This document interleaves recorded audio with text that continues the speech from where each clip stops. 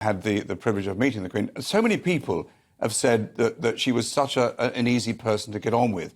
And for most people, you know, she was completely out of touch. Nobody sort of had that chance of actually meeting her. What we see now, these sort of miles of people queuing that have never met the Queen but are prepared to stay out, you know, upwards of 10, 12 hours to just simply file past her coffin. And but they will do so because they have this sort of tremendous respect. When I was working there, we had this tremendous respect. But I always acknowledge, you know, and remember the fun that even our Queen could generate. And I remember one occasion in Sandringham, fun enough, when the Queen Mother was alive, we were all having a sort of a lunchtime at Wood Farm at the time, and the Queen Mother suddenly sort of stepped in with her sticks and said, "Is it possible to watch the 2:30 at Lingfield?" This is wonderful. At which point the Queen came in and said, "Mother, get out, let them have their lunch alone." Of course, we all started laughing, but you know, it was that sort of very friendly approach that I think people remember. And exactly what Neil was saying, and everybody here tonight will just have these sort of very fond memories of a woman. And I think, you know, the King now, with the long-term apprenticeship that he's had, it's a very difficult act to follow. But I do think, actually, that I think the beginning so far, I think, puts him in a very good stead. And I think that he will take, certainly, a lot that his mother has shown already. I think is a well, yeah, and you last time you were on, you spoke very generously about Charles. You'll have known him well because you were there to protect both of his sons initially and then, of course, his wife, Diana. And you said, look, he's a really decent guy. He's very sincere.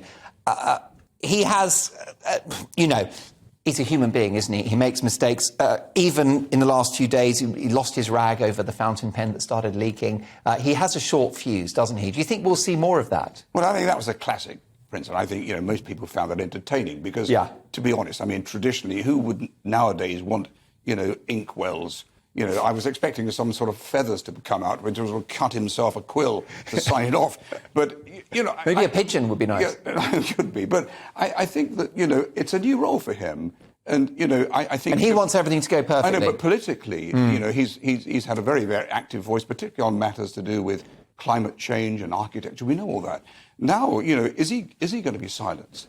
In a way, I don't think he should be. I think that he's actually put across some very, very valid points, particularly about climate change. So he needs to find some way of convening and convincing Parliament that, OK, I'm now the king, but actually I haven't forgotten. I still have these views about certain things. But I think he'd be shrewd enough with the right advice to not disappear into the ether, not say something. But I do think that, I think that he has some very valid points. But is that true? Because we know the Queen had views on everything, but she kept her counsel for 7 decades.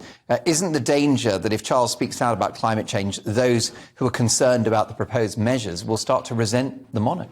Well, I don't think so, Mark. I think that he can find a way, you know, as I say, convening a way through to put these points across, to make sure that these things aren't forgotten. I mean, it's such a huge issue for all of us.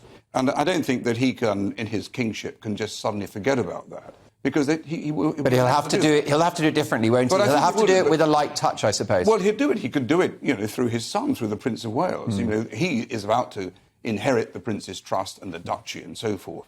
You know, he could become, you know, his father. He could become the voice to making sure that all what the king thinks is actually moved through his son and the Prince of Wales. I mean, I think, you know, that's what he's be thinking. I'm almost certain of that.